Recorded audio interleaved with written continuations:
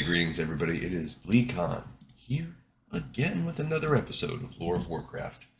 On our last episode, we kind of started our run of what we're going to do, where we're going to bust out a bunch of Sylvanas in a row, finishing up the entire third act of her novel.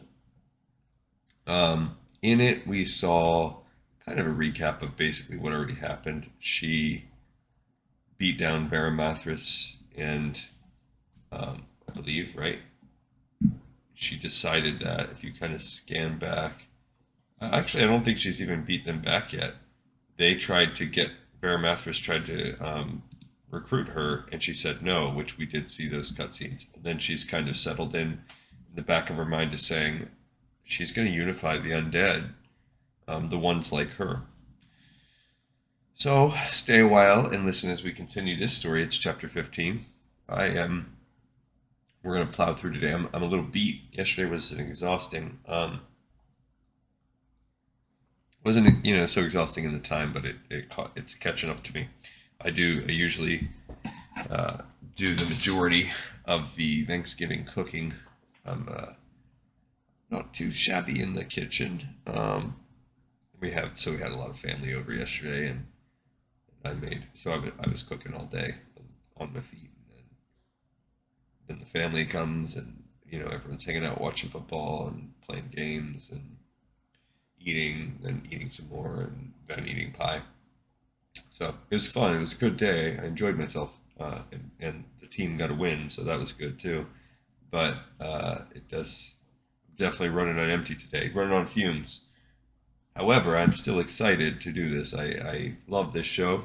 I love doing it for you guys. It's one of my favorite things. It's definitely climbed up the ladders and has become pretty much my favorite hobby. And this novel, Sylvanas, isn't too shabby either. So let's see what she does.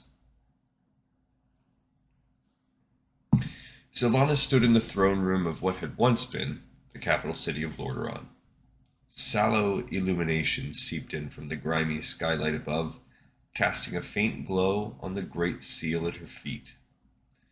In life, she had learned all about the Alliance kingdoms and their seals, sigils, and colors. Her father, with his affection for the wide world, had seen to that.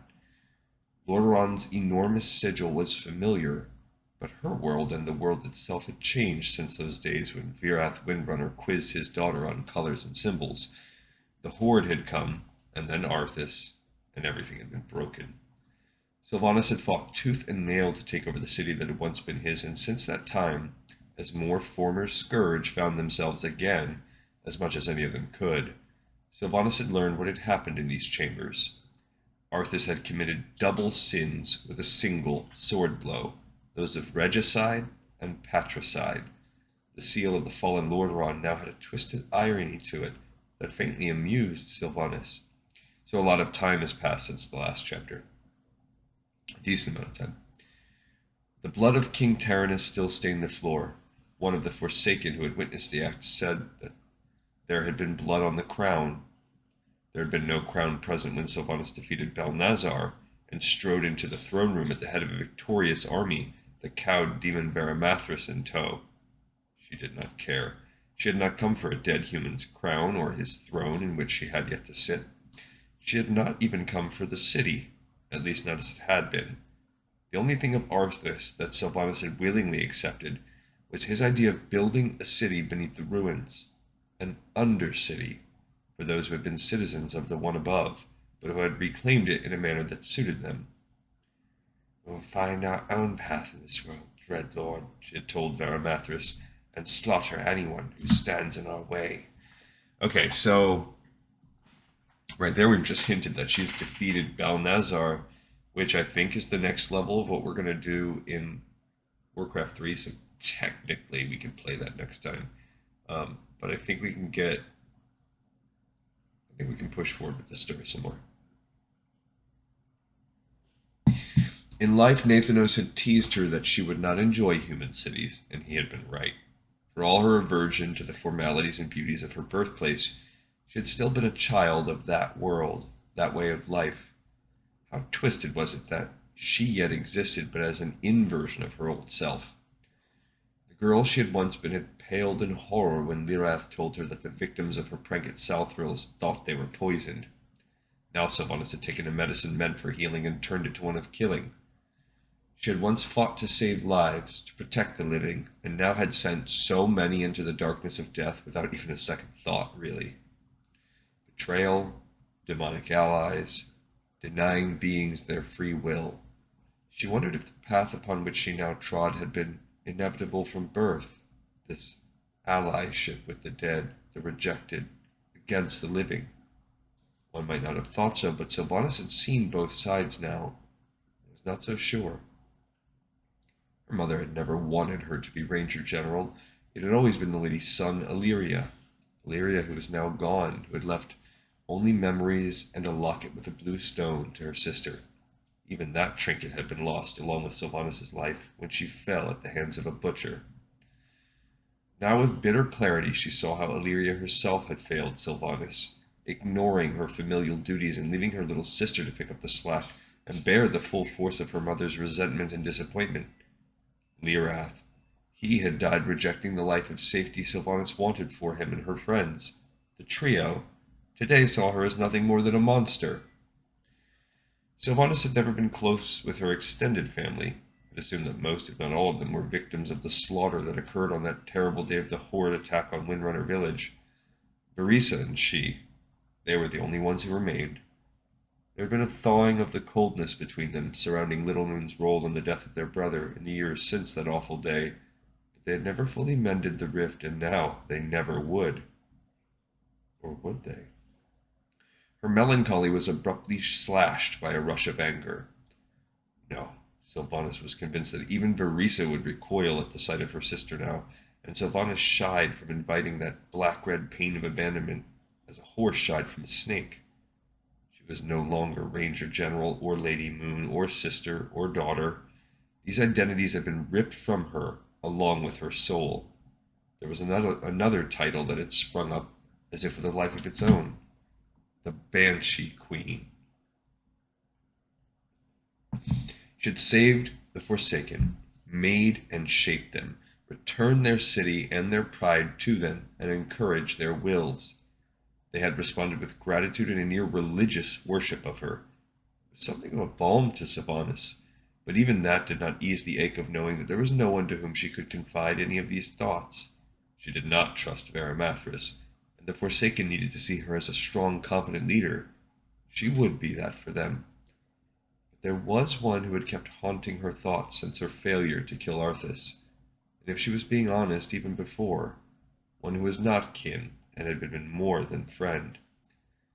Sylvanas kept pushing thoughts of Nathanos Maris away, but they returned, stubbornly resisting her efforts. If there was any possibility he would return to her, she needed him by her side, one who would never leave, one who had a sharp wit and a masterful sense of strategy, one who could almost match her shot for shot. In truth, Nathanos was the only one who had not disappointed her one way or another her entire life. Surely he would be that same powerful, steadfast force in undeath. Once I told you to take me here, Sylvanas said aloud. Now it seems it is I who must bring you to Lordaeron. This was where it all began, came a voice, pleasant, deep, and resonant. Oh, a king died. A people were born. I, too, like to come here and think on this.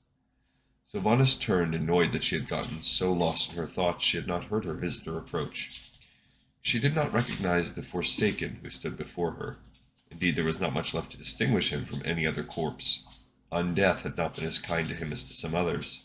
He barely even had the remnants of a face. For the sake of that faint echo of pity this roused in her, Sylvanas tamped down her irritation at the disruption. Who are you? She called. You may call me Putress, your majesty. Sylvanas did not think twice about the odd name. Many of the Forsaken wished to distance themselves utterly from their old lives, taking unique names and new identities for themselves. This was clearly one such. Putress, you have come to me with some purpose, Sylvanas continued. He nodded. Varimathras forbade me to see you. he refused to hear me out, so I followed you. At another moment this might have infuriated her. Now Sylvanas found herself slightly impressed. This Forsaken certainly had confidence. Sylvanas thought but did not say that Varimathras was not likely to hear anyone out, or allow them access to her unless he believed it would be worth his time. Most often he was correct, but although Sylvanas only distantly remembered what it was like to feel compassion, she knew that not only was it kind, it was useful. "Bold of you," she said. "My conviction makes me bold," Putress answered. "I am listening." He tried to straighten as best he could with his twisted spine. "There is much that has been lost to my mind, but I remember my great passion, experimentation, creation, discovery." He pointed to a partially opened skull. "There may be worms here, but there are also thoughts and a great deal of knowledge." "About what?" He paused. "Death, pain." Sylvanas frowned. "Have you come to remind me of my own?" "Death and pain to our enemies, my queen. How best to destroy them all and make them suffer." The thought of Arthas, of the chance she had missed, flashed in Sylvanas' mind. This was more to her liking. She nodded for him to continue. "In life I was not much at all. I do not need to waste time missing a beloved face. No shadow of remembered appreciation darkens my skills, for there was nothing worth remembering, for good or ill." "I envy you," Sylvanas thought. She had been so vain about her beauty, so proud of her skills, so arrogant and confident in her choices. She was still these things too, to an extent, but would it not have been good to have forgotten them? "This new existence has given me another chance. You, my queen, have given me another chance. What flesh I have left is rotting and putrid, yes, but my hunger for vengeance and knowledge blazes brightly. I am grateful and would serve. Grant me the tools to pursue my passion, which I will turn towards serving you and the Forsaken." "Shall I do this? What is it you seek to create, to do?" "An eye for an eye, my queen. I will take the blight that made us and tame it for our own uses." "Do you speak of a cure? Is such a thing even possible?" For a moment Sylvanas allowed her imagination to run rampant. She thought about making true peace with Verisa, being united with the rest of the trio, with Nathanos, of her banshees restored to their bodies, of those who had been forced into becoming mindless scourge made whole again.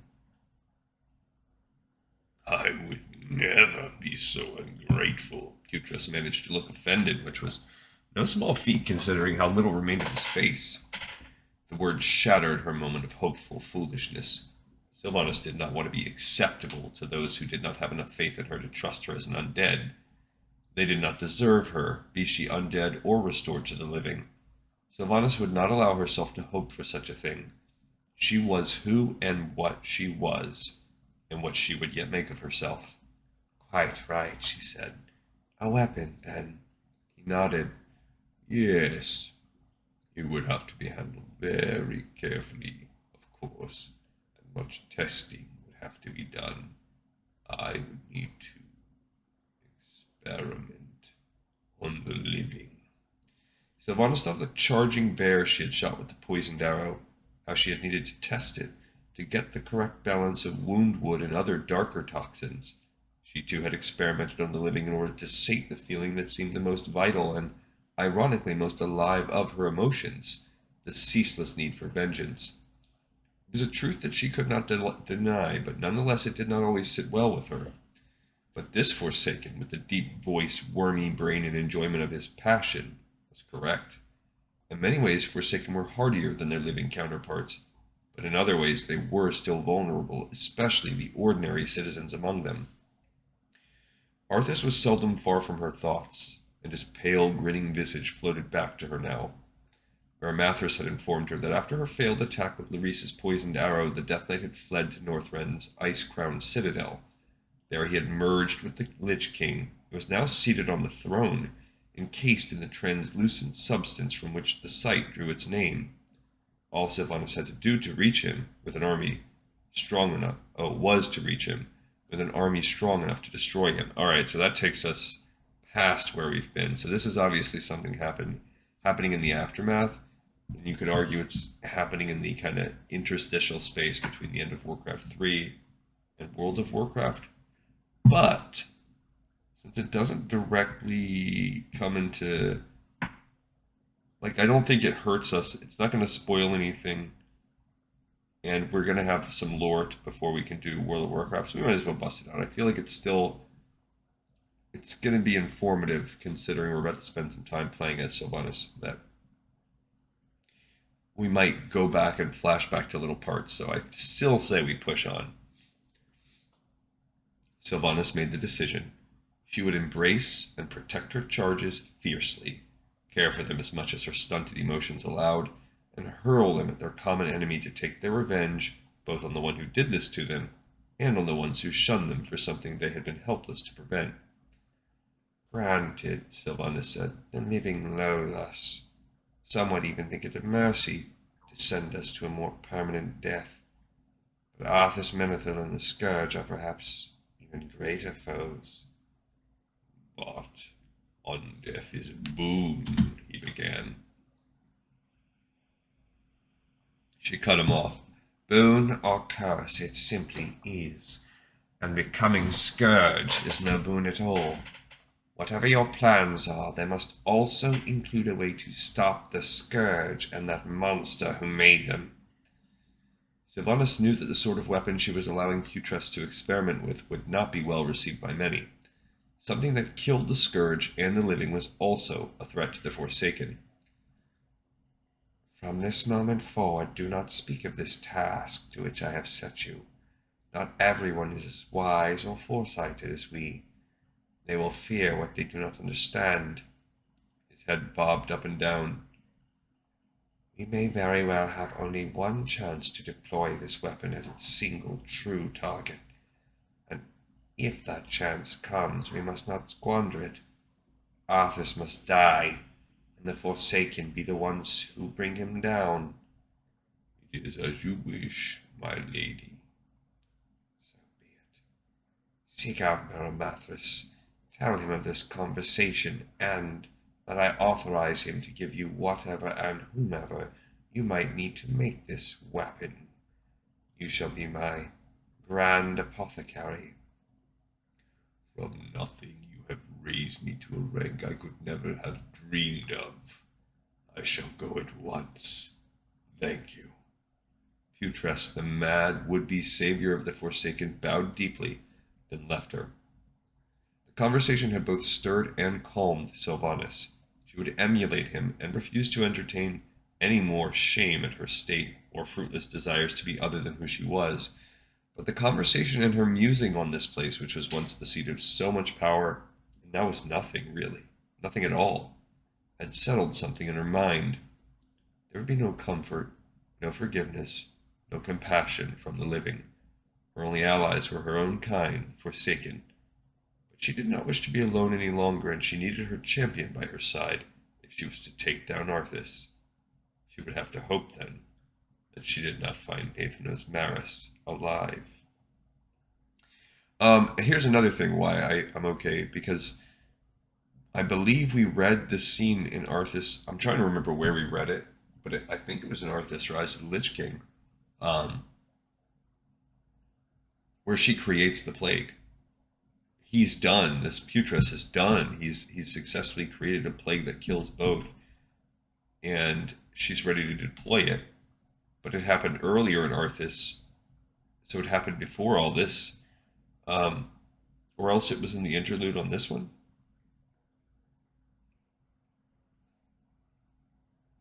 You know what? Maybe that's what it was. Maybe it was the interlude in this book. So now we've come back and we're building up to that scene again. Oh well. When Sylvanas returned a week later, having scoured the eastern plague land, she was angry and frustrated. The area appeared as much of the region did, stripped, ransacked. There had been no evidence of Nathanos at his homestead, not alive or dead, or anything in between.